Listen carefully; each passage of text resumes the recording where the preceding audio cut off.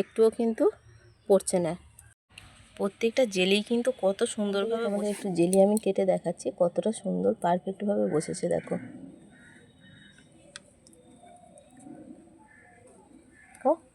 কতটা সুন্দর পারফেক্টভাবে জেলিটা বসেছে, কতটা সুন্দর লাগছে দেখো দেখতে, একদম দোকানে তৈরি কেনা জেলির মতো লাগছে।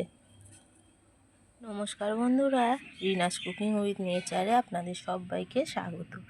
চলে এসেছি আজকে দারুণ স্বাদের একটা রেসিপি নিয়ে।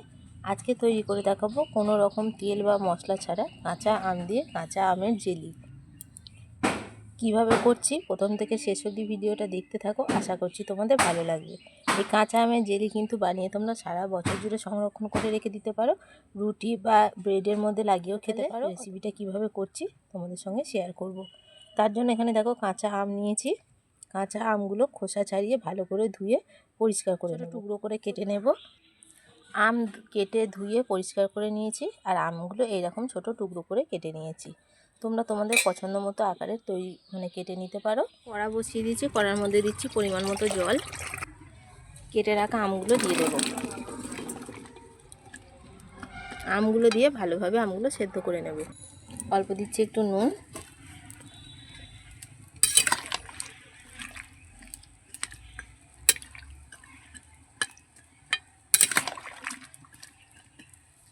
ঢাকা দিয়ে দিলাম। ঢাকাটা একটু খুলে নেব, একটু নেড়ে দিচ্ছি। আমি এখানে কাঁচা আমটা ছোট টুকরো করে সেদ্ধ করে করছি। তোমরা চাইলে কিন্তু কাঁচা আমটা একবারে মিক্সিতে পেস্ট করে নিতে পারো। পেস্ট করে নিয়ে তারপর কিন্তু করতে পারো। একটা হাতার সাহায্যে বা খুন্তি করে এইভাবে করে আমগুলোকে একটু ভেঙে ভেঙে দেব। কোনো রকম জেলেটিন বা আগার আগার পাউডার ছাড়াই কিন্তু খুব সহজে জেলিটা তৈরি করে নিতে পারবে তোমরা। দেখো এটা এইরকম ঘনত্ব হয়ে গেছে। এটা এবার নামিয়ে নিচ্ছি। এটা নামিয়ে আমি ঠান্ডা করে নেব একটু। এবার এর মধ্যে ঢেলে নিচ্ছি। এটা এবার একটু ঠান্ডা হওয়া পর্যন্ত অপেক্ষা করতে হবে, কারণ এটা ছাঁকতে হবে। প্রচণ্ড গরম, এই গরমটা কিন্তু এইভাবে করে ছাঁকা যাবে না, তাই এটা একটু ঠান্ডা হওয়া পর্যন্ত অপেক্ষা করব। এটা অল্প একটু ঠান্ডা করে নিয়েছি। এখান থেকে একটা ছাঁকনি নিয়েছি।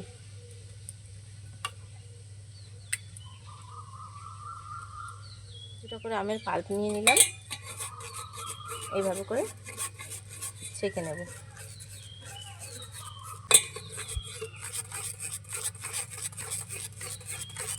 এইরকম করে তোমরা মিক্সিতেও এটা পেস্ট তৈরি করে নিতে পারো।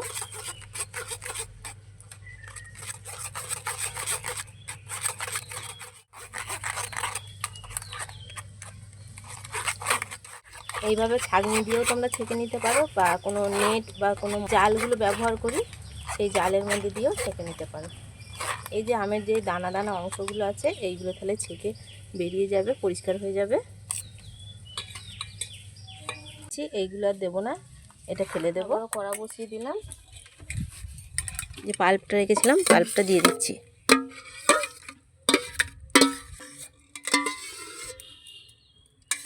পরিমাণ মতো দিচ্ছি চিনি।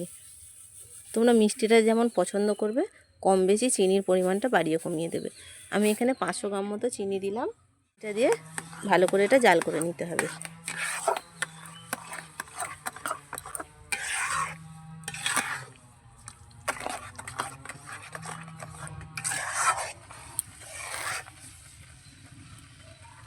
আস্তে আস্তে এটা ফুটতে শুরু করেছে।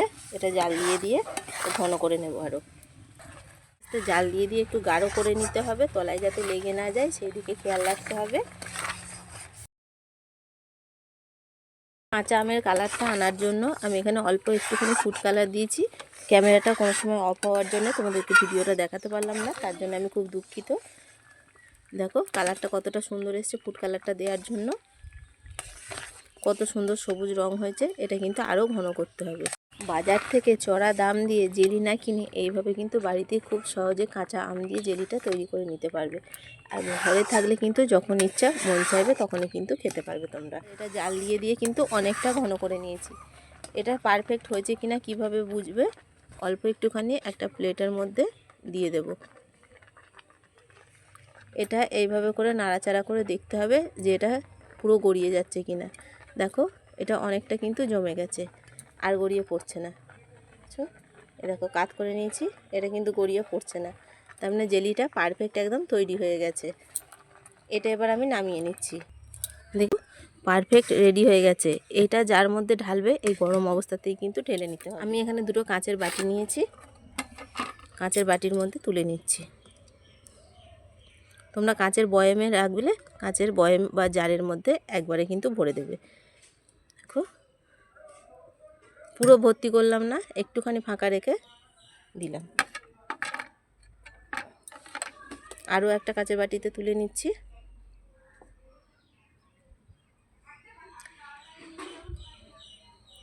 দেখো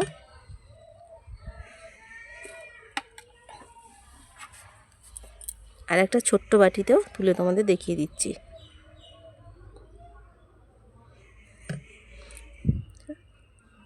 বাটির মধ্যে তুলে নিয়েছি, এগুলো ঠান্ডা হওয়া পর্যন্ত অপেক্ষা করব, তারপর তোমাদেরকে দেখাবো ঠান্ডা হয়ে যাওয়ার পর কতটা সুন্দর হয়েছে, মানে কত সুন্দরভাবে বাটির মধ্যে বসে গেছে।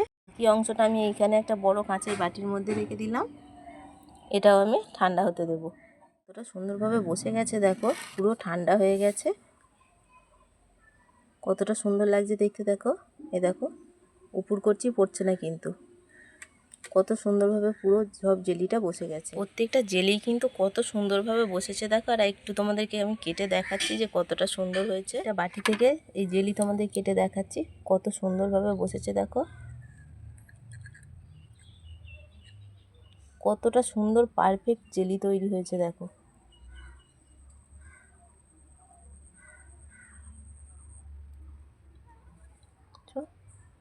তোমরা দেখে বুঝতে পারছো যে কতটা সুন্দর পারফেক্ট হয়েছে দেখো,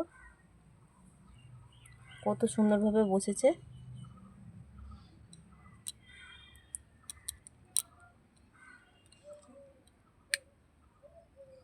কতটা সুন্দর হয়েছে খালি দেখো। জেলি তৈরিটা তোমাদের কেমন লাগলো কমেন্ট করে জানিও, ভালো লাগলে লাইক কমেন্ট শেয়ার করে দিও। আর চ্যানেলে নতুন বন্ধু হয়ে থাকলে চ্যানেলটা সাবস্ক্রাইব করার অনুরোধ রইল। পাশে থাকা বেল আইকনটা অবশ্যই প্রেস করে দেবে। আমার চ্যানেলে নিত্য নতুন ভিডিও আপলোড করলে ভিডিও নোটিফিকেশান সবার আগে তোমাদের কাছে পৌঁছে যাবে। ফিরে আসবো অন্য কোনো রেসিপি নিয়ে।